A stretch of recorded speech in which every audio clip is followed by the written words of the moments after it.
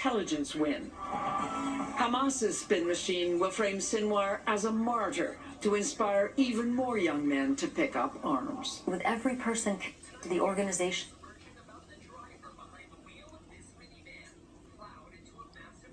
lives on being targeted, evoke martyrdom and nobility and all of these things that make them resilient.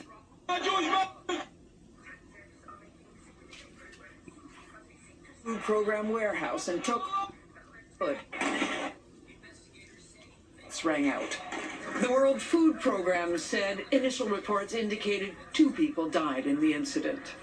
Now, Liz, we were wondering what practical difference does Sinwar's death does it make on the ground? Well, he was a very military commander, but Hamas will have no trouble replacing him. We might see the announcement, the timing of his death, as part of Israel's political message, specifically Prime Minister Netanyahu wanting to show how hardline policies against Hamas have worked just before he is forced into a ceasefire agreement, which he doesn't want, U.S.-backed, and which looks increasingly imminent. Okay, Liz Palmer tonight in London, thank you. He was the focus of an HBO documentary. Now a 56-year-old killer and rapist is at the center of a drama playing out in the Ozarks. Here's Ian Lee. I don't like guns, but we have... No. Gateway, Arkansas Mayor Cheryl Tillman decided to arm herself. Your town's police chief escaped from prison last Sunday. How would you defend Hardin?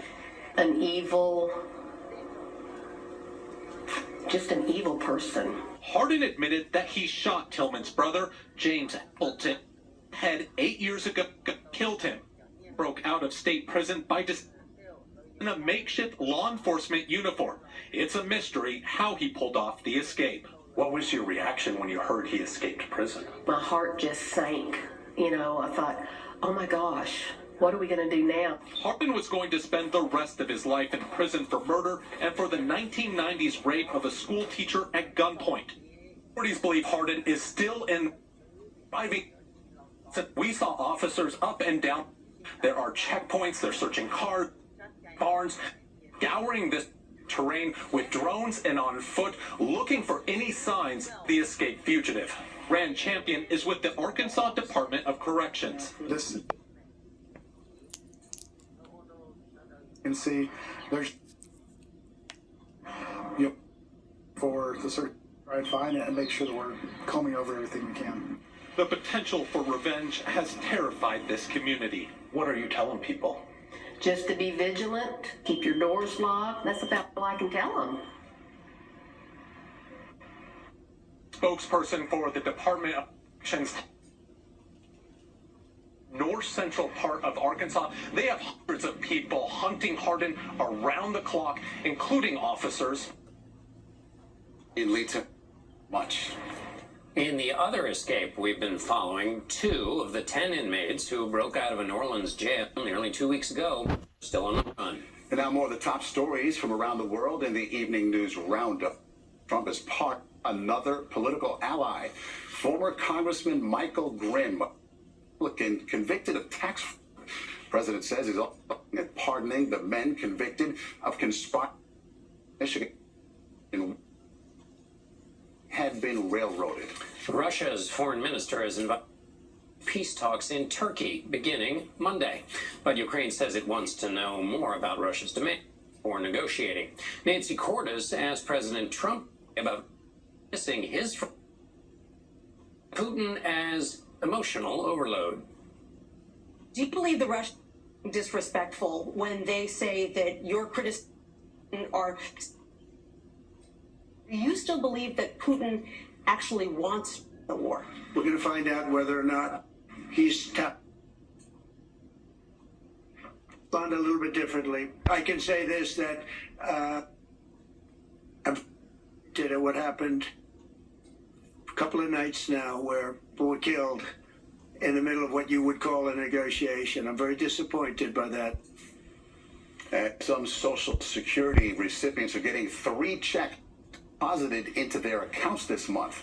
It's because the supplemental security income payments for June are set to be deposited on Friday, May 30th, 2 days first of the month on Sunday. I spoke with Frank Bisignano, the new commissioner of the Social Administration. Serves to each. There's 73 million people getting benefits right now. They're spending an hour on the phone. These people are frustrated. What do you say to them? We're bringing a massive technology effort to transform the servicing agenda.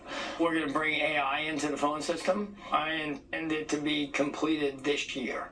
You also consider that these are older folks, may not be technology friendly. You're going to make it easy for them? Well, You do that. I say we're going to meet our beneficiaries where they want to be. You want to come into a field office, we'll always be there. You want to meet us on the web, we will be. Meet us on the phone, we'll be. Frank Bisignano was CEO of a financial services company before he was tapped by President Trump to lead the Social Security Administration. The agency gets 390,000 calls a day. In February, the agency announced it intended to cut staff from 57,000 to 1,000. For the Department of Government Efficiency has identified more than a dozen field offices for closure. Cutting thousands of staff members, increasing efficiency through technology.